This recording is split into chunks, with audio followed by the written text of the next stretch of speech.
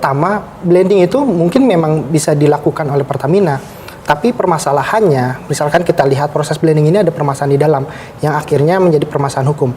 Pertama, dalam daftar pembelian RON 92 itu jadi dalam Pertamina itu untuk pembelian impor RON 92 itu ada RON 92. Opini yang berkembang di masyarakat itu hanya melihat ini pengoplosan atau bahasa lainnya dengan istilah blending itu hal yang wajar. Tapi jadi permasalahan fakta hukum di situ, jadi permasalahan yang harus diselesaikan adalah di situ ada kerugian negara yang seharusnya pemerintah atau BUMN Pertamina ini membeli dengan harga RON 92, tapi mereka membeli RON dengan harga 80 RON 88 dan juga RON 90 lalu dilakukan blending. Ini kan jadi permasalahan.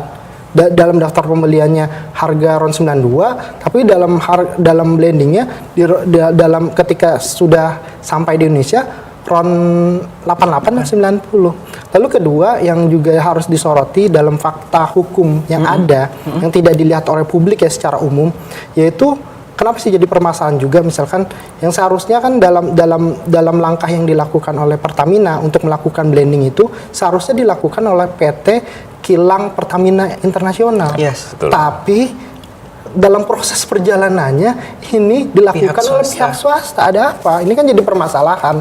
Jadi ada celah di situ yang dilakukan oleh birokrat dalam hal ini dari birokrasi di Pertamina dan juga oleh sektor swasta. Jadi terjadilah kerugian negara dengan adanya perilaku korupsi tersebut. Seperti itu Mas Alfi. Menurut Anda, apakah putusan ini menjadi momentum untuk memperbaiki tata kelola dan transparansi di sektor energi nasional, khususnya di perusahaan BUMN sendiri? Ya, ini bisa menjadi satu momentum sebenarnya. Karena tadi saya sudah berbicara bahwa minyak, bumi, dan gas itu adalah kebutuhan dasar dari warga masyarakat. Jadi memang itu harus menjadi satu yang pokok yang diselesaikan oleh pemerintah.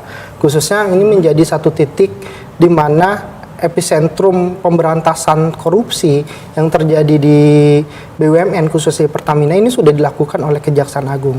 Ini juga seiring dengan dan senada juga dengan apa yang disuarakan oleh pemerintahan Presiden Prabowo untuk memberantas korupsi di Indonesia. Jadi memang saya apresiasi melihat apa yang dilakukan oleh Kejaksaan Agung karena ini berhubungan dengan hajat hidup orang banyak. Ini bukan hanya bicara kerugian negara, Mas Alfi, Pak Zulkifli. Tapi kan ketika dioplos, ketika oplosannya itu tidak baik, misalkan dengan standar-standar yang tadi tidak baik dilakukan oleh Pertamina, akhirnya apa? Merugikan masyarakat. RON 92 itu